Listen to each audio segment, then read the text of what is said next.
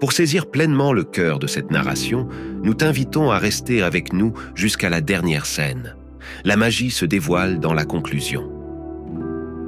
La vie infinie et le pouvoir que l'homme a en lui seraient siens s'il en avait seulement conscience. Un pouvoir incommensurable. Cette force provient de l'esprit et est donc invincible. Ce n'est pas le pouvoir de la vie commune, de notre volonté limitée ou de l'esprit humain.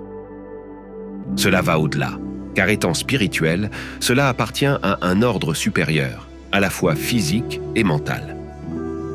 Ce pouvoir, enfoui et latent en nous, se révèle seulement lorsque nous sommes prêts à le garder et à l'utiliser.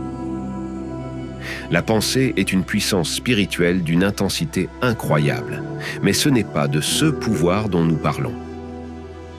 À travers la pensée, l'homme peut s'élever, se connectant à la grande source universelle ou peut s'isoler complètement de l'énergie divine.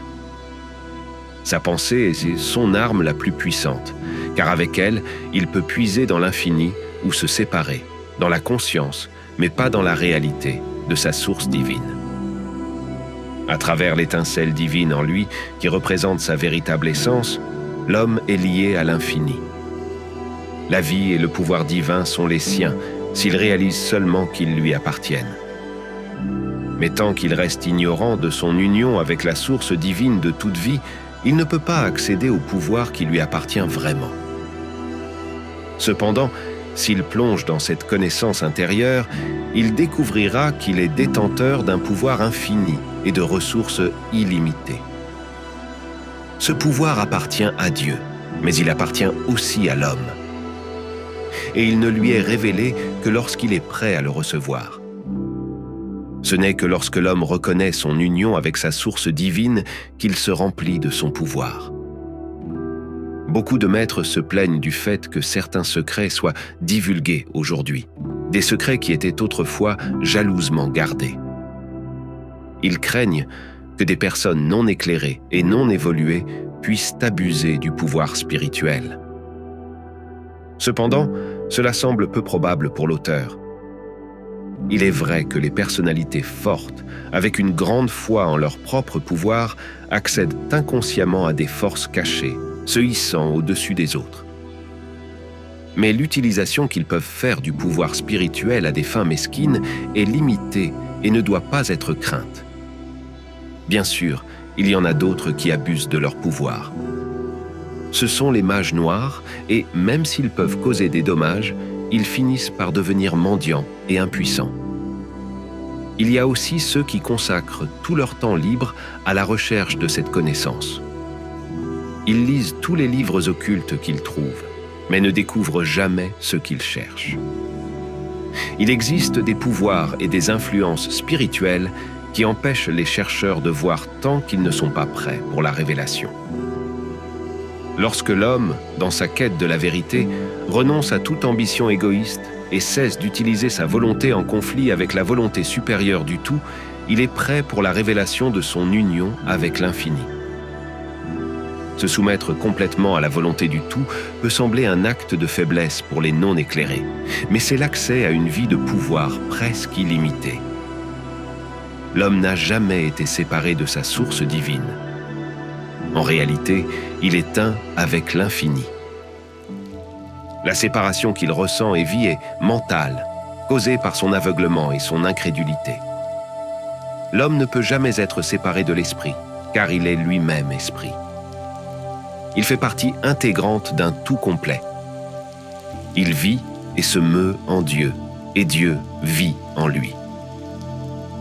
La plupart des gens ne sont pas conscients de cette relation intime avec le divin, et, parce qu'ils ne la reconnaissent pas ou n'y croient pas, ils sont en quelque sorte séparés de la vie intérieure de Dieu. Mais cette séparation n'existe que dans leurs pensées et leurs croyances, pas dans la réalité. L'homme n'est pas séparé et ne le sera jamais. Mais tant qu'il croira qu'il est séparé et seul, il sera faible et impuissant comme s'il était vraiment séparé de Dieu. Dès que l'homme réalise la vérité de sa relation avec l'infini, il passe de la faiblesse à la puissance, de la mort à la vie. Un instant, il se trouve dans le désert, loin, faible, séparé et seul. Ensuite, il réalise qu'il n'est rien de plus qu'un fils de Dieu, avec tous les privilèges et pouvoirs d'un fils. Il se rend compte, en un instant, qu'il est un avec sa source divine et qu'il ne peut jamais être séparé. Il se rend également compte que tout le pouvoir de l'infini est à sa disposition, qu'il ne peut jamais vraiment échouer et qu'il marche vers la victoire. Ainsi, nous voyons à quel point le pouvoir de la pensée de l'homme est grand.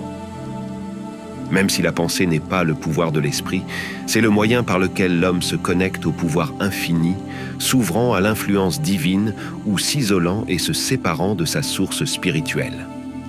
Ainsi, d'une certaine manière, l'homme est ce qu'il pense être. S'il croit qu'il est séparé de Dieu et exclu de son pouvoir, alors c'est comme s'il en était vraiment ainsi, et il est impuissant et malheureux comme s'il était vraiment séparé de Dieu.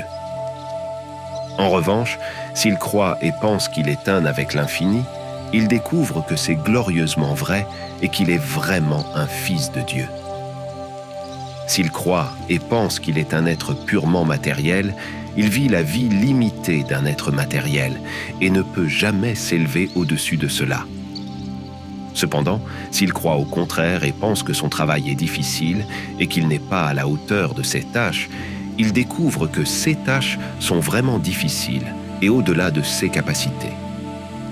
Cependant, s'il croit que son travail est facile, ou du moins à sa portée, il découvre que c'est exactement ainsi et qu'il peut accomplir son travail avec facilité. Le pouvoir intérieur est infini, car avec la foi en lui, l'homme se connecte directement au pouvoir spirituel de l'univers.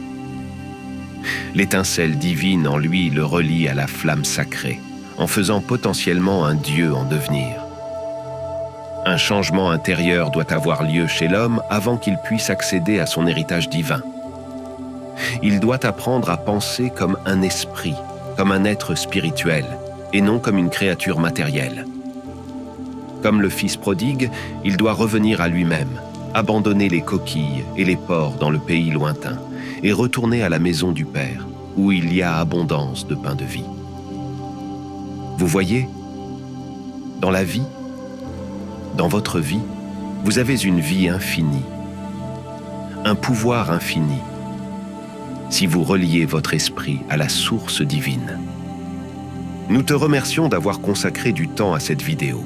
Si tu estimes qu'elle a ajouté de la valeur à ta journée, laisse un « j'aime » et rejoins notre famille de âme et esprit en cliquant sur le bouton d'abonnement. Nous avons hâte de partager encore avec toi dans la prochaine vidéo. À bientôt.